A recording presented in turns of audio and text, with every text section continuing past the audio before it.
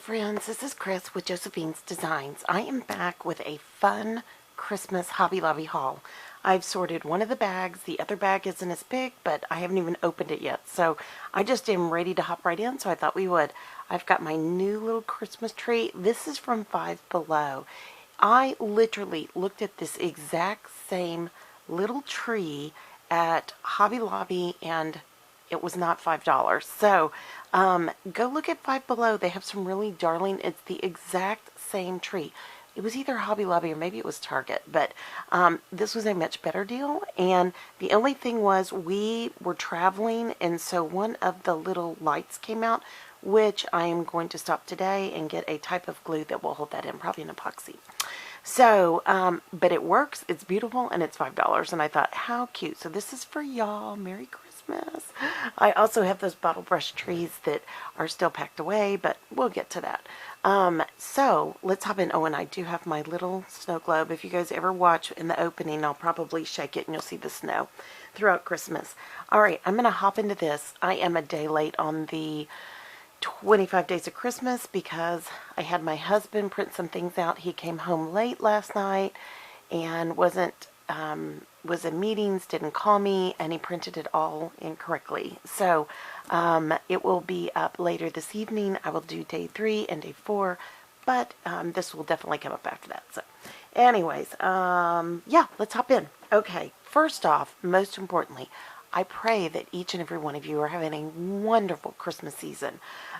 We have had Cedar Fever officially hit here, and I was talking to my son last night, and pardon me, you can hear me too, his lovely wife's birthday was this week, and we're supposed to have them over for dinner this weekend, and we're going to wait and see. He is not feeling good. They've also had some major things happening, which they have dealt with beautifully. One of them, which he's going to battle today, and I gave him all the, as a mom, you just want to fix it, but he's a grown man, so we have to let him deal with it. And, in the words of my husband, we are so happy to see God working in their lives in such a loving way. They are gracious, they are kind, they are hospitable, and they are fighting and slaying dragons in such a healthy way that, that we all go through in those early steps of marriage. And your kids grow and change, they marry, they develop their new families, and, I think for us, we weren't great at the transition of the children marrying, in that we just never thought it would, we knew there'd be change, but, and so, anyways, it's just come full circle, especially with this part of our family, and we're very thankful for that. And, we've done our best to try to help our children, and we've, my husband has been very gracious and said, look, there's been a lot that you've done, and you need to be okay with this, and you need to you need to move on and know you've done the best you knew how. And he's a lot more complimentary. I'm just not going to say that. But anyways, it's just one of those deals where, at times as parents, even as we let our children fly out of the nest, we think, wow, did I fail? Did I not do right? And then my husband was so quick to say, don't ever think that again, and he was so sweet about it. And, and we had a lot to juggle. We had an abnormal amount to juggle. And one of the things that my husband said last night, I'm going to share this and then I'll move on. So as an encouragement of you guys that are either your children are leaving the nest soon, or they're in the process of getting married, or they're whatever that changes, or they're going off to college, and, we're having to let them fly a little bit. The one thing he said was, that was so kind of him. I was very honest. My husband and I both came from just some pretty serious dysfunction. And so as we raised our children, of course, we brought in a whole new level of dysfunction because it was ours. But I purposefully tried to be very honest with my children and teach the lessons in the journey. And, at times it's probably too much, but at times it was the hopes that the mistakes would not continue on, because whether you believe this or not, as a Christian, You can have generational sin. You can have sins of the great grandparents to the grandparents to the parents to the children. And my goal was to break the cycle, at least in my family, what I had grown up with. And my parents did the best they could do. I mean, giving them all the glory and the honor, blessings. But there was some generational sin that came through with one of my parents, and it greatly affected me as a young girl that was healed later as a young adult. And I just have to honestly say, we have to be honest about that. And we have to do it in love. We have to speak it in humility and love. And maybe I didn't do that as much as I wish I would do now, could do now, but that was the encouragement to my son. Whatever you do, seek the Lord. Don't say anything if you can't say it in love. Be humble, etc. And as a result, he called me last night, and he tried to call me the night before, but he called me last night, and we chatted, and he basically shared how well something they had to deal with went. And I was so proud of them because, it's hard to be in work situations that are difficult. It's hard to be in family situations that are difficult. It's hard to be in relationship situations. And we don't know everything. This is just something that they asked us to pray for, and we've prayed for. But, he's had to learn how to manage a great deal. And he has tremendous gifts, and he has tremendous, obstacles to overcome in his life, and due to some health issues. And, honestly, all I can say is my husband looked at me last night and he said, I want you to know one thing. You've gotten fussed at for some of the things you did for the kids, but because you did that, this succeeded. And, and it wasn't me, it was God. And how much I thank God for that, because I didn't know a thing. I was breaking all the rules, raising my children. We homeschooled them. We did everything different. And we raised them to the best of our ability. And we were really kind of trailblazers in our lives and in our friendships and our churches and everything, because we raised our children very, very differently. And, there were great successes, and then there were not some great successes. And, just like everybody goes through. But in our home, we tend to have extreme reactions due to health issues. And, you're just humbled. You're just humbled when you see something happen in your children's lives, and they're grown adults. And, and God love them. In the same, conversation, he had a big boo-boo. And so, and I was just like, honey, this is how you handle that. If you're asking me, I can help you. And he was like, yes, that's why I'm calling you. And I said, okay, well, you need to make this phone call, explain this situation, and ask for this to be, taken care of differently. And he said, I can do that. And I said, you can do this, but you really need to follow the steps that I'm giving you, because if not, it will cost you.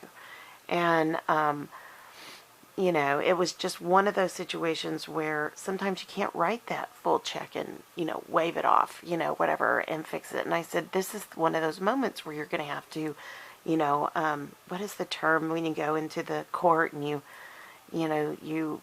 plead mercy or whatever, I said, this is one of those moments where you're very humble. And so it was a good conversation, and he's a smart kid. I mean, he's much smarter than I am. And my husband and I have said for many, many years, our children, the goal was to give them as many books as they could possibly consume, whether it be in audiobooks or actual paper books.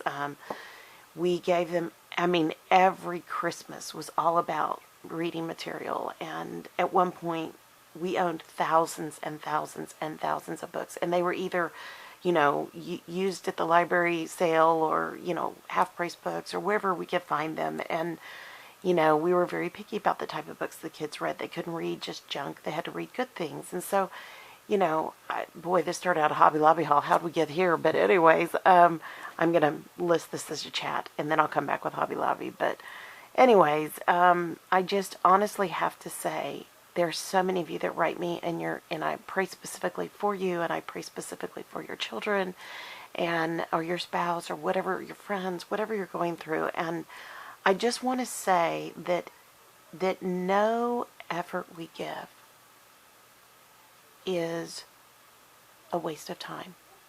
And I'm going to say that one more time because this was a big deal for me. So I'm going to say it back, I'm going to restate that because that was kind of a negative sound. But every effort we put forth, whether we see it now or later, is a blessing. Every effort we put forth, whether we see it now or later, is a blessing. And when I say that, I'm talking about efforts that are to bless others, efforts to encourage others, efforts to serve others, and not doing it because we're so great, okay? Because I'm not great. But I'm just saying that it is humbling to serve. And how are you serving this day? That's all I can say. And I'm blessed to know that, every time we are like, oh, we've made it, these kids are okay, they're on their own, then something comes up. And I just, I remember when I married my husband, we basically flew the coop. And, I saw my parents, I loved my parents, my dad still wanted to help. I was still in college in my undergrad, and he was like, I'm afraid you won't finish, so I'm going to pay for you to finish school. And, he did a lot of amazing things, and we were very humbled by that. And he was 100% right. I was carrying 3 jobs and taking 18 and 21 hours. And there was a point where I just cratered and told my husband, I'm going to quit. And I'll work and you can finish school. And then when you finish, if we can afford it, I'll go back. And my husband's like, no, you're closer. I'll quit. I can make real money. And because I was just scrambling. And we go through those seasons in our lives, and my dad, if he had not done what he did for tuition for me, and he loaned my husband money at times for tuition, my husband always paid him back. And it was just one of those seasons in our life that we had people that loved us and encouraged us, and yet we were very much on our own. We had to figure out marriage, we had to figure out our Christian walk, we had to figure out children, the sadness of possibly not having children, the sadness of losing children, the sadness of conceiving but losing them in pregnancy. And yet we also had the trials within pregnancy, and 2 pregnancies that succeeded. And those were things that we really, though my parents were there, they couldn't hold our hand every day. And we got that. My parents were busy, they were working, and so we were really paving a different way. And but my parents still found a way to love us. And so as our children grow and marry and have children and move on, we're in that transition, so to speak. And I've shared a lot. There's been a lot of transition this last 12 months. And my son called yesterday and said, do you realize it's not even been 2 years since Nana passed away? And he said, yes, because he goes, well, he had said it's been 1.5 years. And I said, well, it's not quite 2 years, but yeah, it's not been that long. And he just said, wow. And I said, yeah, we should have really closed the estate out at her 2-year mark. And instead of me killing myself, that's what we should have done. And, and he said, yeah, I said, this is definitely, there was a lot to be learned in all of this. And, I can just say right now, I've had people ask me, write a book, write a blog, and I probably need another 6 months to heal. But yeah, that may be something that I do. I don't know, because I have so many people write me now and say, what do we do? How do we deal with this? What can we, But I have to be sensitive because there's a lot of people involved, and I can't, people can't have hurt feelings, and you have to be sensitive. So all I can say is life is a journey. Sometimes we get to see that full circle moment where it's a blessing and we are blessed by what we see. We know that our efforts did not go in vain, that when we served with a heart of love for God and our family. And, sometimes you get to see that fruit, and sometimes we don't get to see that fruit till heaven. Let's all get real. But it's enough to know that what we did out of love. And it was never perfect, and it was far from perfect. And, but it was just one of those journeys that God is so good at in our lives. So I'm going to let you go. I'm going to come back with a Hobby Lobby haul because everybody who sees all may not want to have this discussion, but just a parenting encouragement, just a, transition, empty nester. We're not quite empty nesters yet, but just all those things that kind of happen to us. And I know so many of you who are part of this channel are in this stage. I know we have young moms here on this channel, and I just want to encourage you that, keep balance. Keep your priorities. There's a great book called Creative Counterparts by Linda Dillow. I have taught this book many times, and it was written in the 70s, but Linda Dillow did a fantastic job for me. It was, marriage and, priorities of God, etc. But at that time, we were having extended family issues that people couldn't keep balance. And so for me, it was recommended in that instance in my life, but yet it bled over everywhere. And it was such a great encouragement, and I highly recommend that book. I've also, when I taught it in one particular Bible study, the ladies asked me to teach it, and the main teacher was not happy. And I said I would not teach it, but everybody could take a week and teach, a chapter. And so that's what we did. And and I remember this leader going, well, that was written in the 70s. It's not pertinent today. And no, God's priorities are the same yesterday, today, and tomorrow. And, so if you're a young mom and you're trying to figure out this road, and there are some of you on this channel, I highly recommend, if you're a believer, go to the Father, you seek Him, you seek His will in your life and in your family's life, and then you got to get the priorities in order. And I'm not saying you don't have your priorities in order. You probably already do. I didn't know this. And so it was really great for me to read that book and go through that study and teach it for many, many years. I give it as a gift to all new young married ladies. I have not given it to my daughter-in-law, and I have not given it to my daughter, but my daughter knows that teaching as well as my son knows that teaching. And so maybe at some point, but when people are getting married, you're trying not to be too pushy. It's easier to be the friend of than to have to do, to give it to your own, immediately your immediate family. So air quotes. Sorry, I'm doing a bad job at it. So, anyways, I just want to say, young moms in the trenches, moms with kids graduating and moving on, going to college, moms with kids who've just gone to college, moms with kids that are getting married, moms with kids that are married and having babies, on and on goes the list.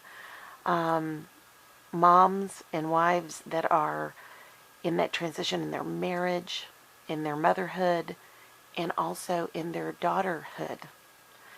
I don't know, is that a word? We're creating one. Those that are caring for their aging parents, or even those who are caring for their aging grandparents. I did both, and great-grandparents I did. And so I just have to say, keep it all balanced as best you can. And I would highly recommend whatever you can outsource, always outsource. If you have the financial ability to, or if you have a church that will come in and help you, allow that. As long as it's a healthy situation, allow it. We did have unhealthy caregivers for my parents, and we had wonderful caregivers. I honestly have to say there's a point in our parents' aging where I try to let pardon me, let me get a sip of coffee here, hold on. I tried to let my dad be the ship of his own captain, and he was. But there were decisions that I should have stepped in a little heavier with. And one of them was a very naughty caregiver, and who ended up being a very naughty person by the time we even got through last year's tax season. We found out a lot of information. And, you know that there are those people out there. You just hope it's not true. And you want to believe the best in people. But you have to be, wise as a serpent, gentle as a dove. You have to be smart. I probably said that wrong. Sorry, guys. You have to be smart. So just walk in prayer without ceasing. Keep seeking the Lord in all these different areas. Our children, when they get married, their spouses. Then you have your grandchildren come into play. your own parents, your own grandparents, your own great-grandparents, whoever you're helping with, just know that God has a plan. And here's my favorite verse. I probably state this at least once a week. He never leaves us or forsakes us, from Hebrews 13:5b. That's the last half of the verse. And I just want you to know that's a promise. And he loves you enough to promise that to you. So hold on to those promises. And I mean hold on tight. And pray those promises and ask the Lord in your life to honor those promises. And let it be at times. Sometimes we need the actual answer right in front of our face to encourage us on. And it's okay to ask that, because he loves us enough to make himself known to us.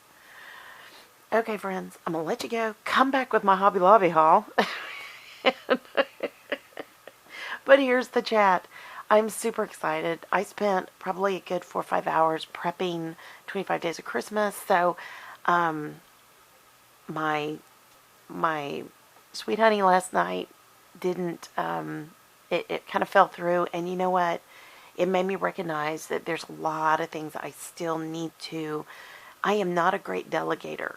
And when I delegate to someone, I need to make sure, even though they've done it 100 times, he came home with something not usable. And I was in shock. And he goes, well, I think the thing was had been set, and I didn't realize it. And I said, well, I tried calling you all day, and you didn't take my call. And so he and I are going to have a little conversation when I'm not so, freaked out that it's not done right. But I got up this morning and or late last night I stayed up and I made some changes. So I can't wait to come back this evening with the day 3 and day 4. And today is day 5? Oh, actually 4 and 5. So I will come back tonight with day 5 and share with you guys. So anyways, I pray your day's blessed, creative, and lovely. I'm going to pop this video up before I have to leave today. I'm going to the city today after I take my daughter to school. Then I'm going to go and pick up. I have literally done over 20 some odd projects. And they're at Walgreens waiting for me to pick them up for Christmas gifts. I kid you not, I have literally put in over 20 hours in the last probably 4 days. I am exhausted, and I am thrilled that I've got this done. I'm still waiting. I won't get one of the projects till December 12th, which is the thank you cards for my parents. But I am excited to have been able to have gotten this far. And I think, every year I try to think of things that I can do that we can build on each year that we give the children. And I've just struggled with that. And I honestly just didn't have the brain power the last few years, being so distracted.